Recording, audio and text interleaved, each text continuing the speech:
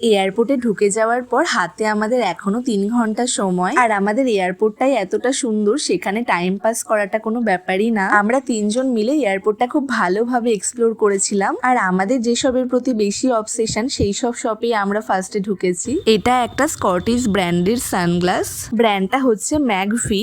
এখানে যে প্রত্যেকটা সানগ্লাসই ভীষণ হাই রেঞ্জের ছিল এমন না, অ্যাফোর্ডেবলের মধ্যেই ছিল। আমরা এক মুহূর্তের জন্য বোর ফিল করিনি। আর হ্যাঁ, আমরা সানগ্লাসটা কিনেছি কি কিনিনি সেটা দেখার জন্য তো তোমাদের লং ব্লগটা চেক করতে হবে, আমি এখানে লিংক দিয়ে দিচ্ছি।